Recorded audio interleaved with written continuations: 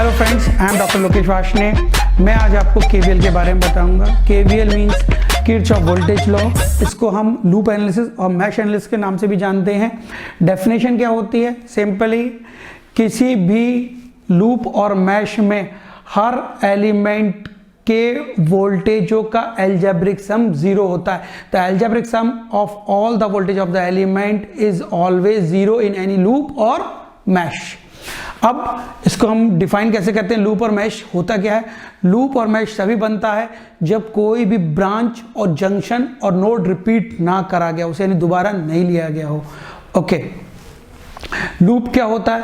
Loop कोई भी loop के अंदर कितने भी लूप हो सकते हैं, उसे हम लूप कहते हैं। कोई भी लूप के अंदर और लूप नहीं हो सकते, उसे हम मैश कहते हैं।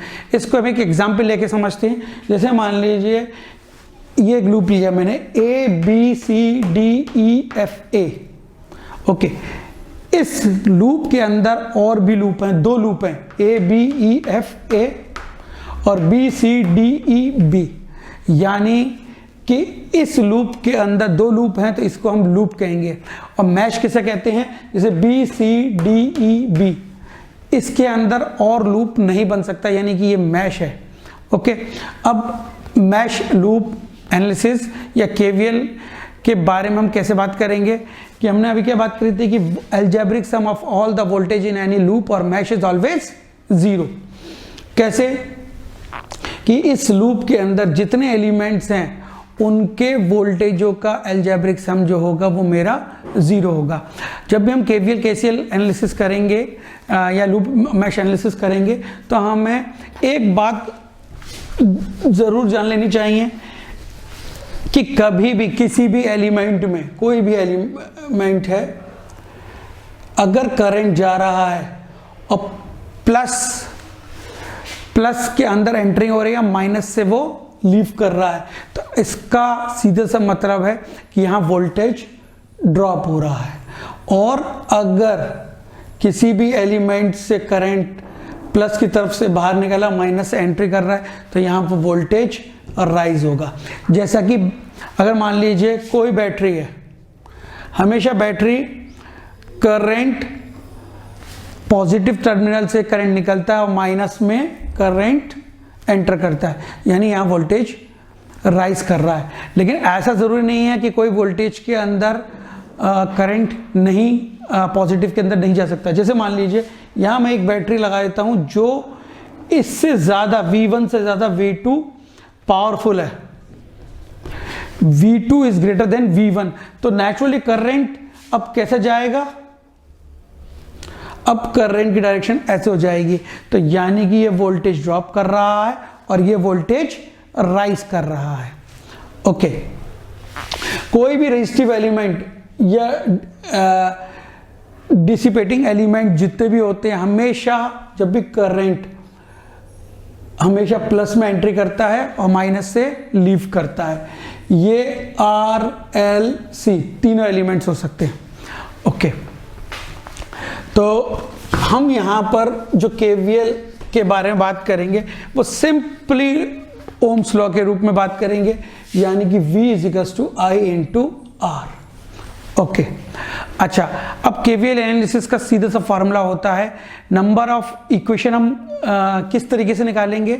इसका सीधा सा फार्मूला ये होता है number of equation is equals to B - n+1। यहाँ B क्या है? Number of branch. n क्या है? Number of node. यानी कि B ब्रांच। यहाँ ब्रांच को कैसे हम देखते हैं? ब्रांच को हम जितने भी यहाँ पर जंक्शन दे रखे होते हैं, जंक्शन किसे कहते हैं? जहां पर 3 या 3 से ज्यादा ब्रांचें मिलती हैं उसे हम जंक्शन कहते हैं। अब आप देखिए यहाँ जंक्शन कितने, क्या ये जंक्शन है? नहीं। जैसा कि मैंने आपको केसीएल क्लास में बताया था कि जंक्शन हम कैसे पहचानते हैं? 3 या 3 से ज्यादा ब्रांच को हम जहां मीट कर रहे हैं उसे जंक्शन कहते हैं। ओके, ये एक ये जंक्शन हो गया यहाँ पर और एक ये जंक्शन हो गया। ठीक, हम एक काम करते हैं, इसको थोड़ा सा और हल्का सा कॉम्प्लिकेटेड और करते हैं। और ओके, इसे मैं लिख देता हूं R6 और E 4। तो यहां पर कितने जंक्शन हो गए, एक ये जंक्शन हो गया, एक ये हो गया, एक ये हो गया, एक ये हो गया, ये और ये जंक्शन नहीं है। क्यों? क्योंकि यहां 3 या 3 से ज्यादा ब्रांचेस नहीं मिल रही हैं। ओके, तो यहां जंक्शन कितने हो गए साहब, यहां जंक्शन हो गए 4। ब्रांच कितनी हो गई, ब्रांच उसको कहते हैं जहां जो एक जंक्शन से दूसरे जंक्शन तक मिलती है उसे ब्रांच कहते हैं। जैसे इस जंक्शन से इस जंक्शन तक कितनी ब्रांच मिल रही है साहब, एक ब्रांच मिल रही है। इससे इतनी एक, इससे इतनी एक, तो 1 2 3 4 5 6। अब ये यहां से यहां तक जो मिल रही है वो एक ही कहलाएगी, ये नहीं कि 1 और 1 2, नहीं, गलत है। यानी यहां से लेके यहां तक एक ही ब्रांच कहलाएगी। ओके, तो यहां कितनी ब्रांच हो गई, 6। तो कितना हो गया, 6 - 4 + 1, यानी कि नंबर ऑफ इक्वेशन कितनी बनेंगी, 3। अब 3 इक्वेशन बनेंगी, ठीक है साहब। अब 3 इक्वेशन बनी, 3 इक्वेशन बनेंगी कौन सी, अगर मैं इनके नंबरिंग कर लेता हूं A B C D और इधर ऊपर लिख लेता हूं E से होके। ओके, अब अगर मैं बात करूं कि कौन सा रूट लेगा, एक मैं ले सकता हूं A B D A। यहां कितने लूप बन रहे हैं, यहां आप देखेंगे बहुत सारे लूप बन रहे हैं। एक तो A B D है, यानी ये लूप बन रहा है, एक ये लूप बन रहा है, एक पूरा का पूरा ये लूप बन रहा है, एक पूरा ये लूप बन रहा है, एक ये लूप बन रहा है, एक B C E A D, यानी यहां बहुत सारे लूप बन रहे हैं। लेकिन हमें कितने लेने हैं, 3 लूप। अब हम छाटेंगे कैसे कि 3 लूप लेने कौन से हैं। देखिए, अगर हम कोई भी अपना सेमेस्टर का एग्जाम दे रहे हैं तो बहुत ज़्यादा टफ क्वेश्चन से नहीं आते हैं, लेकिन जब हम गेट या कॉम्पिटिटिव एग्जाम दे रहे होते हैं तब इसमें भी कभी कभी क्वेश्चन आ जाते हैं और वो पूछते हैं कि लूप कौन सा लूप हम लेंगे। तो यहाँ सीधा सा मतलब है कि यहाँ पर हमें 3 ऐसे लूप लेने हैं। ये गेम इस तरीके से स्टार्ट होगा कि हमें इस तरीके से लूप 3 इक्वेशन छाटनी है या 3 लूप इस तरीके से लेने हैं कि कोई भी, अगर मान लीजिए मेरी टोटल ब्रांचेस जितनी हैं या टोटल नोड जितने हैं, कम से कम पहला रूल ये है कि जितने भी मेरे नोड, जंक्शन और ब्रांचेस हैं, 3 लूप में से कम सारे के सारे में से कम एक बार तो जरूर आए, एक। और दूसरा सबसे जो इंपॉर्टेंट है कि वो रिपीट ना हो, कि आप बार बार A B D A को ही खिला रहे हो कि A B D A, फिर आपने अगली इक्वेशन में भी A B D A हो। हाँ, रह सकता है, लेकिन कम से कम एक ब्रांच है, एक जंक्शन या एक नोड आपका डिफरेंट हो तो ये हो सकता है। लेकिन अगर आप सेम रख रहे हैं इक्वेशन में तो ये गलत है। तो मैंने आपको क्या बताया, फिर से मैं रिपीट करता हूं कि आप कम से कम एक जंक्शन, एक नोड, एक ब्रांच को कोई भी 2 इक्वेशन में कम से कम एक अलग हो, नंबर 1। नंबर दूसरी बात कि हर ब्रांच या हर नोड या आपका हर जंक्शन कम से कम एक इक्वेशन में, कितनी इक्वेशन मेरी, 3 इक्वेशन, 3 में से एक में जरूर आए या एक में जरूर गेम खेले, बस ये है। तो मैं इसके लिए मैं सिंपली यहां पर देख लेता हूं कि मेरे 3 लूप बन गए, एक तो ये लूप बन गया, एक ये लूप बन गया, एक ये लूप बन गया। अब ये मैंने 3 लूप ले लिए। अब आप आराम से देखिए, मेरे हर इक्वेशन में हर ब्रांच या हर जंक्शन का एलिमेंट जरूर आ रहा है। Okay, number 1। अब इसको करने का अब मैं 3 लूप डिसाइड कर लिया। अब 3 लूप डिसाइड करने के बाद हमारा एक अगला स्टेप ये रहता है कि हमें करंट की डायरेक्शन अपने हिसाब से लेनी होती है। अच्छा, ऐसा ज़रूरी नहीं है कि हम किसी के जैसा बुक में या कहीं लिखा है हम उसी के हिसाब से करें, नहीं, आप अपने हिसाब से कोई भी ले लेंगे करंट की डायरेक्शन, लेकिन जो पहले स्टार्टिंग में ले ली वो ही हमेशा रहेगी जब तक कि पूरी इक्वेशन लिख नहीं जाती। ओके, मैंने एक सिंपली इक्वेशन इस तरीके से लिखी, कोई दिक्कत इसमें, कोई बहुत बड़ी चीज़ नहीं है, रॉकेट साइंस नहीं है कि साहब आपने कैसे भी ले लिया। आप इस तरीके से लेके इस तरीके से ले लीजिए, कोई भी डायरेक्शन ले लीजिए तीनों की, कैसी भी, किधर भी, प्लस माइनस से कोई मतलब नहीं है, ये आपने ले लिया। अब हम जिस लूप में, अब हम इन तीनों इक्वेशन जो करंट घुमाई है इनके नाम ले लेते हैं। मान लीजिए मैंने ले लिया इसका नाम I1, I2 एंड ये इसका नाम ले लिया मैंने I3, सिंपल। अब मेरे तीन करंट की नेम हो गए I1, I2, I3। ओके, अब मैं इन तीनों की इक्वेशंस लिखूंगा बारी बारी से।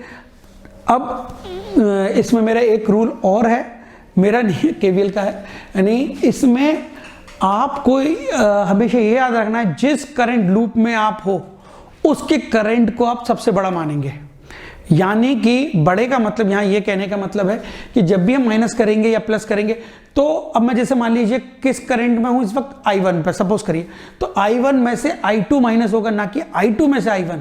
अगर मैं I2 पर हूं तो I2 में से I1 माइनस होगा। ओके, ऐसे I3 में से। तो अभी मैं बात करता हूं एट लूप 1। यहां मैं किस लूप में हूं अभी? 1 में। और मैं अब लूप कैसे है ये? A B D A, यानी कि मैं A से चल के A तक आऊंगा और जितने एलिमेंट्स पड़ेंगे उनको मैं V = IR के साथ रखूंगा। ओके, इतनी सी कहानी है मेरी। अब मैं कैसे रख रहा हूं? A से चला, आपने देखा है A से चला R2 पर, मुझे कौन दिखा? R2। मैंने इसको लिखा R2 में कौन सा करंट जा रहा है भाई? नेचुरली एक I1 जा रहा है और बगल वाले लूप से I3 इधर से आ रहा है। अब देख रहे हैं, यानी I1 मेरा इधर से जा रहा है और I3 इधर से आ रहा है। मैं किस लूप में खड़ा हूं? मैं I1 में खड़ा हूं। तो नेचुरली है कि अब I1 में से I3 माइनस होगा। मैंने आपको बताया था जिस लूप में मैं रहूंगा उस लूप के करंट को मैं सबसे बड़ा मानूंगा, उसमें से ही I1 प्लस होगा, उसमें से I1 माइनस होगा। सपोज कीजिए कि अगर मैं इसकी डायरेक्शन ऐसे ना लेके ऐसे ले लेता, तो देखिए करंट ऐसे आता और ये भी करंट आता, तो यहां क्या हो जाता? प्लस। इस जगह क्या हो जाता? I1 plus I3। लेकिन क्योंकि यहां करंट की डायरेक्शन मेरी मैंने पहले ही अपोजिट कर रखी है, मैंने जैसे ली है उस तो I1 माइनस I3। अब आगे बढ़ा ए बी, अब मैं इस वाली ब्रांच में आया BD में, तो यहां कौन मिला? R4 plus. अच्छा, जब भी हम एलिमेंट्स को लिखते जाएंगे हम प्लस साइन लगाते जाएंगे, यहां माइनस का कोई चक्कर नहीं है, आंख बंद करके प्लस का लगाइएगा। तो यहां क्या हो गया? R4 में कौन सा करंट जा रहा है? R4 में साफ दिख रहा है कि I1 मेरा ऊपर से आ रहा है, I2 मेरा नीचे से जा रहा है, तो यानी कि I1 माइनस I2। अब कौन सा एलिमेंट आया? E3 में अगर कोई भी बैटरी में करंट कैसा होना चाहिए? हमेशा पॉजिटिव से निकलना चाहिए, लेकिन यहां क्या हो रहा है? पॉजिटिव में एंट्रिंग कर रहा है। I1 कैसा है? पॉजिटिव में एंट्री कर रहा है। तो यहां क्या लिखूंगा? यहां वोल्टेज की टर्म लिखेंगे, तो यहां वोल्टेज जो आ जाएगा E2 माइनस में आएगा। मैं आगे गया B से A की तरफ, D से A की तरफ गया, तो यहां कौन मिला मुझे? E1 कैसा है साहब? E1 मेरे I1 करंट को क्या कर रहा है? सपोर्ट कर रहा है, यानी नेगेटिव में एंट्री हो रही है और पॉजिटिव से निकल रहा है, तो इसलिए मैंने इधर क्या लिख दिया? Plus E1। अब कौन मिला साहब?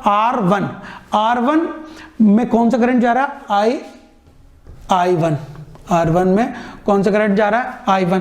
अब इस I1 को कोई अपोज कर रहा है साहब? इधर की तरफ देखिए, नहीं, कोई करंट इधर है ही नहीं, तो यानी सिंपली क्या हो गया कि मेरा R1 इंटू I1। तो ये मेरी कितने एलिमेंट? 1 2 3 4 5 स्टेप्स मेरे कितने हो गए? 1 2 3 4 5, ये मेरी 5 स्टेप्स हो गए। इसको लिख दिया मैंने इक्वेशन नंबर 1। अब मैं बात करता हूं एट लूप सेकेंड। अब मैं I2 पर आ जाता हूं, I2 वाले लूप में आ जाता हूं, तो मैं क्या देखता हूं? अब I2 मेरा करंट सबसे बड़ा है, तो मैं यहां से स्टार्ट करता हूं। ये कौन सा लूप हो गया? B C D A। तो B स्टार्ट करता हूं, तो कैसे लिखूंगा मैं इसको? यानी इसको मैं कैसे लिखूंगा?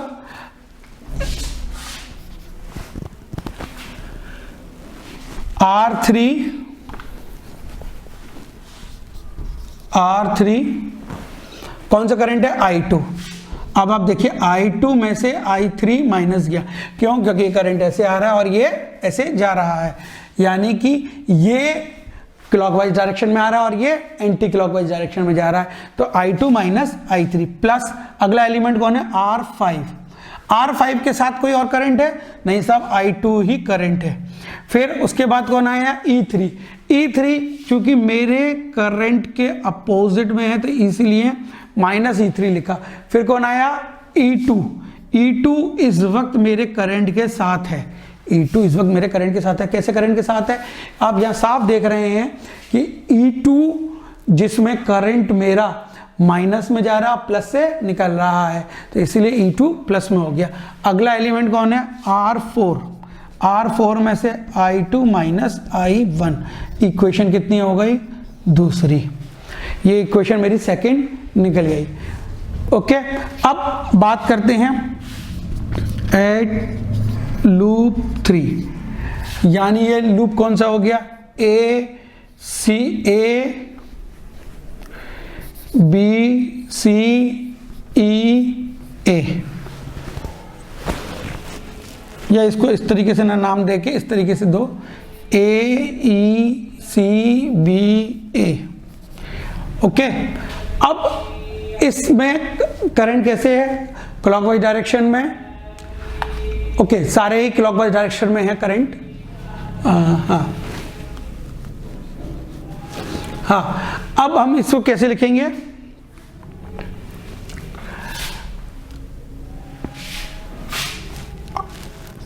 R6 इंटू I3, फिर कौन मिला, E4। E4 कैसा है साहब, मेरा अपोजिट में है, E4। आगे गए, कौन मिला, R3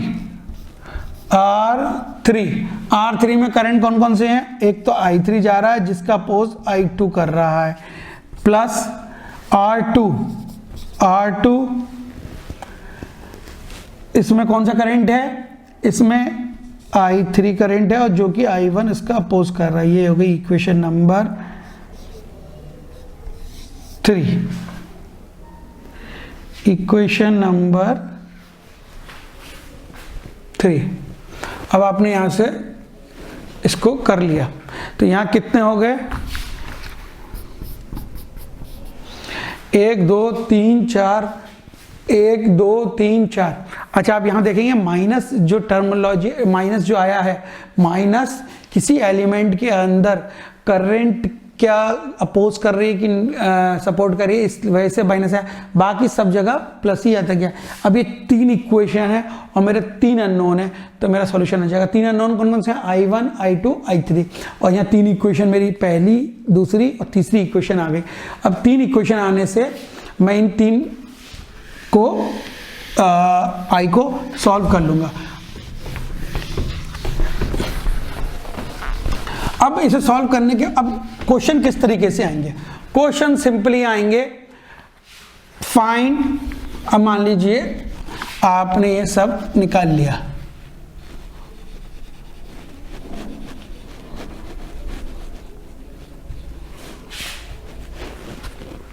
मान लीजिए कि सपोज कर रहा कि करंट पूछा है I, R4 में कितनी करंट है, तो मैंने मेरी आंसर आया I1 is equals to -3 ampere, I2 is equals to +2 ampere suppose let, और I3 is equals to 1 ampere.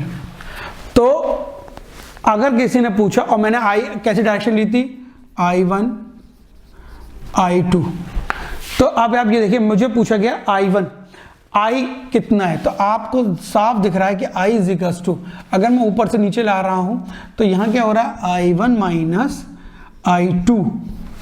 भाई ऊपर वाले करंट को कौन सपोर्ट कर रहा है, I1, और अपोज कौन कर रहा है, I2। अब मैं यहां पर वैल्यू रख देता हूं, I1 कितना दिया है -3, I2 कितना दिया है 2, तो ये हो गया -5 एम्पियर।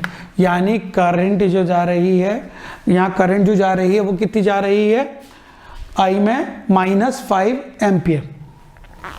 अगर उसने करंट की डायरेक्शन नहीं दी होती और पूछा जाता कि R4 में कितना करंट है, R4 में कितना करंट है, तो मैं सीधे बोलता R4 में करंट की वैल्यू है 5 एम्पियर, और जो कि अपवर्ड डायरेक्शन में है, यानी कि D से B की तरफ डायरेक्शन में है।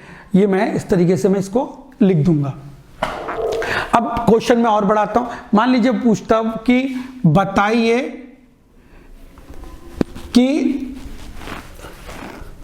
प्लस माइनस Vx, R4 में Vx कितना है, तो मैं I निकाला। I मेरा कैसे है, नीचे से ऊपर। अगर मैं अब ये सोचिए R4 है और इधर पूछा गया है Vx, लेकिन चूंकि मेरी करंट की डायरेक्शन कैसी है, रियल में आ रही है नीचे से ऊपर की तरफ, तो मैंने अभी क्या पढ़ा था कि जब भी करंट एलिमेंट में करंट एंटर होगी किसी भी एलिमेंट में, तो नीचे प्लस ऊपर माइनस है। लेकिन इसने क्या पूछा है कि नीचे से आप बताइए करंट की डायरेक्शन मेरी प्लस माइनस, इसने पहले से ही डायरेक्शन दे रखी है प्लस माइनस, यानी पोलरिटी पहले से डिसाइड है। खूब सारे बच्चे हैं जिसमें से कुछ लड़के हैं कुछ लड़कियां हैं, और मैंने क्वेश्चन पूछा क्या आप लड़की हो, और वो इत्तेफाकन बच्चा जिससे मैंने पूछा है और वो लड़का है, तो कहेगा नहीं मैं लड़की नहीं हूं। तो इसका क्या मतलब है कि आपको ये डिटेल उसमें नहीं जाना है कि आपने कि ये क्या होगा, बस आपको उसी के, अगर उसने पोलरिटी दे के पूछा है, अगर मैं क्वेश्चन ये पूछता कि आप कौन हो, तो वो बोलता कि मैं लड़का हूं। लेकिन अगर मैंने पूछा कि आप लड़की हो, तो बोलेगा नहीं। और मैंने किसी लड़की से पूछा कि आप लड़की हो, बोले हाँ। तो ऐसे यहां पर विद पोलरिटी में आंसर पूछ रहा हूं कि बताइए क्या आप लड़की हो, उसने आंसर दे दिया Vx इज इक्वल्स टू, अब करंट नेचुरली कैसा है, नीचे से ऊपर, तो उसने कहा नहीं नेगेटिव। अब current R4 into I, simply ये हो गया मैग्नीट्यूड। तो आपसे अगर पूछा जाता है क्वेश्चन कि आप लड़की हो, तो आपको पहले तो सबसे पहले यस या नो में बोलना है। अगर आपसे ये नहीं पूछा जाता, आपसे पूछा जाता कि आप कौन हो, यानी कि अगर ये पूछा जाता कि बताइए Vx कितना है, वोल्टेज बताइए, तो आप सिंपली क्या करते, कोई पोलरिटी नहीं कोई कुछ नहीं, करंट की मल्टीप्लाई रेजिस्टेंस से करते तो हमें वोल्टेज मिल जाता। ओके, अब पावर की बात है तो V इंटू आई, पावर में कोई प्लस और कोई माइनस नहीं होता है। ओके, तो अब इस तरीके से इसको सॉल्व कर लेंगे। सुपर, जैसे मैंने आपको बताया सुपर नोड और सुपर मैश में अगली क्लास में आपको अगले एपिसोड में बताऊंगा, आप इसको सॉल्व कर लेंगे। और कुछ क्वेश्चंस मैं एक अगले चैनल्स में आपको अगले एपिसोड में बताऊंगा कि KVL और KCL के क्वेश्चंस कैसे सॉल्व होते हैं। अगर आपको आज मेरी वीडियो अच्छी लगी हो तो प्लीज़ लाइक शेयर सब्सक्राइब ज़रूर करें और बेल आइकन ज़रूर दबाएं।